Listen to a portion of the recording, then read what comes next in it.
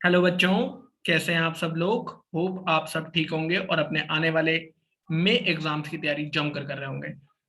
ये वीडियो बनाने का बच्चों पर्पस ये है कि कई बच्चों के मैसेजेस आते हैं और वो पूछते हैं कि सर इनकम टैक्स और जीएसटी के चैप्टर को कैसे प्रायोरिटाइज करें, कैसे हम कौन सा चैप्टर पहले करें, कौन सा चैप्टर हम बाद में करें, और कितने दिन में हमें पहला रिवीजन कर लेना चाहिए और क्या क्या कंटेंट हमें फॉलो करना चाहिए। तो सबसे पहले हम बच्चों स्टार्ट करते हैं इनकम टैक्स से। इनकम टैक्स का बच्चों जो आपका फर्स्ट रिवीजन है, जो आप पहली बार रिवाइज करने जा रहे हैं, वो 25 डेज में कंप्लीट हो जाना चाहिए। तो मैंने यहाँ पे आपको 25 डेज का टारगेट दिया है फर्स्ट रिवीजन। थोड़ा कम भी हो सकता है, थोड़ा ज्यादा भी हो सकता है। और सेकंड रिवीजन मेरे बच्चों आपका 10 डेज आपको लगाने चाहिए। फर्स्ट 25 डेज, सेकंड 10 डेज, और फिर लास्ट जब आप एग्जाम में पढ़ेंगे तो आपको वो टारगेट लेके चलना होता है 1 डे का। ओके सर, पहले बात करते हैं कैटेगरी ए चैप्टर्स की, जो कि पेपर में ज्यादा मार्क्स के लिए आते हैं। Category A chapters, category A में सबसे बेटा पहला आपका चैप्टर आता है residence and scope of total income, यानी रेसिडेंशियल स्टेटस जो आपका निकलता है और जो टोटल इनकम का स्कोप होता है वो आता है। वो आपको कंप्लीट करना है बेटा 2 डेज में। आपको टारगेट लेके चलना है कि 2 दिन का आपका टारगेट रहेगा, आपको residential status and scope of total income complete करना है। फिर आते हैं बेटा कैटेगरी ए में आपके सारे heads of income. Heads of income में भी मैंने प्रायोरिटाइज कर दिया है। सबसे पहले आपका पीजीबीपी होगा, जो मोस्ट इंपॉर्टेंट है, क्योंकि मार्क्स इसमें कई बार बहुत ज्यादा मार्क्स का भी इसमें पूछा जाता है, और टोटल इनकम का जो क्वेश्चन आता है पेपर में उसमें भी पीजीबीपी का वेटेज ज्यादा रहता है। ये आपको 3 डेज का टारगेट लेके कंप्लीट करना है फर्स्ट रिवीजन में। देन कैपिटल गेन चैप्टर बेटा, अगेन 3 डेज। देन आपका salary chapter, again 3 days. Income from other sources एक छोटा चैप्टर है, तो आप 1 डे में भी रिवाइज कर सकते हैं। And same with income from house property 1 day. Third category जो आती है बेटा कैटेगरी ए में, आपका जो थर्ड आता है that is TDS, TCS, TCS और एडवांस टैक्स। बच्चा ये वाला चैप्टर में बड़ा मार खा जाता है। ये वाला चैप्टर जो है वो बड़ा समझ के छोड़ के चला जाता है। ये आपको ऐसा नहीं करना है, क्योंकि पास्ट में ये देखा गया है कि इसका एक सेपरेट क्वेश्चन तो आता ही है एग्जाम में, और साथ ही साथ ये एमसीक्यू पॉइंट ऑफ व्यू से भी बड़ा इंपॉर्टेंट माना जाता है। तो एमसीक्यू पॉइंट ऑफ व्यू को देखते हुए और केस स्टडीज को देखते हुए इस चैप्टर को आप बिल्कुल ऑप्शन में नहीं छोड़ेंगे। ये आपका कैटेगरी ए का चैप्टर है और आपको देने हैं इसमें 3 डेज। तो जो आपके कैटेगरी ए के चैप्टर्स है बेटा, उसमें आपको टोटल लगेंगे 16 days. 2 days for residential, heads of income के लिए 11, और टीडीएस टीसीएस एडवांस टैक्स के लिए 3 days. Okay sir, now going towards category B. Category B में बेटा क्या है, ये भी इंपॉर्टेंट है लेकिन थोड़े कम इंपॉर्टेंट है ऊपर वाले चैप्टर से, तो इनको प्रायोरिटी 2 दी गई है। Set of and carry forward of losses जो आपका चैप्टर है, एक छोटे छोटे चैप्टर आते हैं इस कैटेगरी में, एक दिन में खत्म हो जाएगा क्योंकि इस चैप्टर में ज्यादा कंटेंट नहीं है। Then again clubbing of income, एक सेपरेट क्वेश्चन आ सकता है, एक एमसीक्यू आ सकता है 4 मार्क्स का, फिर से एक ही दिन में खत्म हो जाता है, छोटा चैप्टर है। डिडक्शंस, जो आपके 10AA के डिडक्शन है और जो चैप्टर 6A के डिडक्शन है, ये बड़े इंपॉर्टेंट है बेटा। इसको आपको 2 दिन देने हैं आराम से, क्योंकि इसमें याद भी करना होता है अच्छे से। तो ये आप 2 डेज लेंगे। ओके सर, फिर आता है बेटा एग्जम्पशन चैप्टर। एग्जम्पशन चैप्टर आपका एक दिन में ही हो जाएगा, बिकॉज मेजॉरिटी ऑफ जो एग्जम्पशंस होती हैं वो आपकी हेड्स ऑफ इनकम में सेपरेटली कवर्ड हो चुकी होती हैं। तो बाद में बहुत गिनी चुनी बचती है, जो मोस्टली क्वेश्चन पेपर में हाल ही में बहुत कम आता है, लेकिन फिर भी हमें करके जाना है।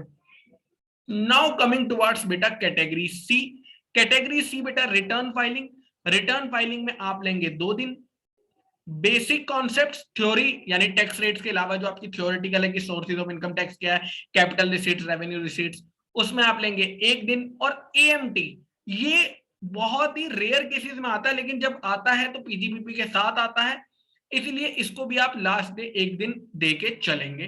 तो ये आपके बेटा चैप्टर हो गए इनकम टैक्स के, जो टोटल आपके लेंगे 25 डेज। 25 डेज का हम टारगेट लेके चल रहे हैं फर्स्ट रिवीजन का।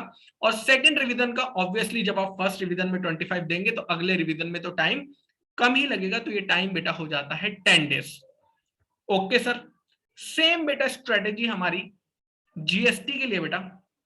जीएसटी आपका 40 मार्क्स का पेपर में आता है और हम इसमें टारगेट लेके चलते हैं 35 प्लस का। 35 प्लस का हम टारगेट 40 में से क्यों लेके चल रहे हैं? क्योंकि ये इनकम टैक्स के मुकाबले बहुत ही सिंपल और नैरो है। जहां इनकम टैक्स बहुत वास्ट है, वहीं पे जीएसटी बहुत ही कम सिलेबस है आपके इंटर लेवल पे, तो आप इजीली उसको मगअप कर सकते हैं, इजीली उसको समझ के आप एग्जाम में लिख सकते हैं। तो 35 मार्क्स आपके कहीं भी नहीं गए अगर आपने दिल से जीएसटी पढ़ा है, अगर आपने एक बार अच्छे से जीएसटी को समझा हुआ है।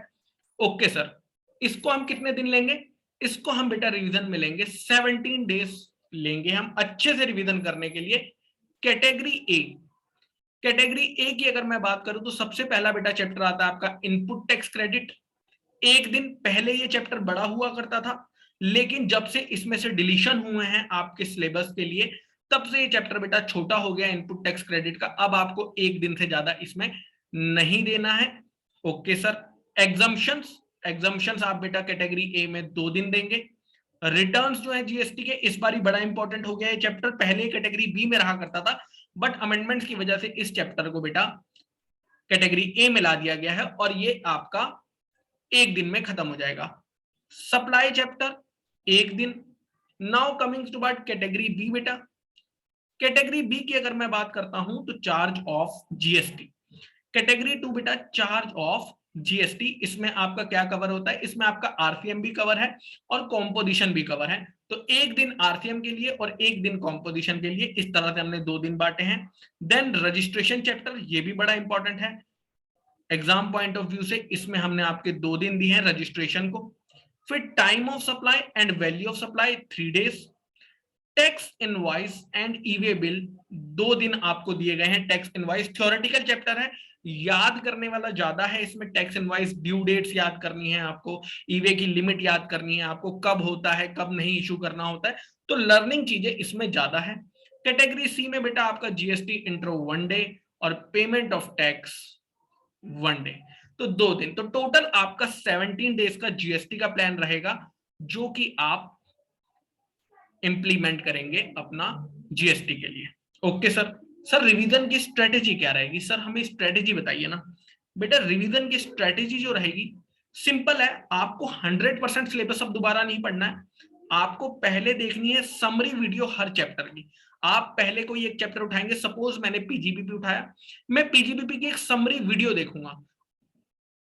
उस समरी वीडियो देखने के बाद किसी भी टीचर की जिसकी आपको समझ आती है, जिसका आपको अच्छा लगता है, उसकी आप समरी वीडियो देखेंगे और फिर आप क्या करेंगे, सबसे पहले उसके स्टडी मटेरियल के क्वेश्चन सॉल्व करेंगे, फिर पास्ट ईयर क्वेश्चन सॉल्व करेंगे, फिर रिवीजन टेस्ट पेपर सॉल्व करेंगे and then mock test paper solve करेंगे।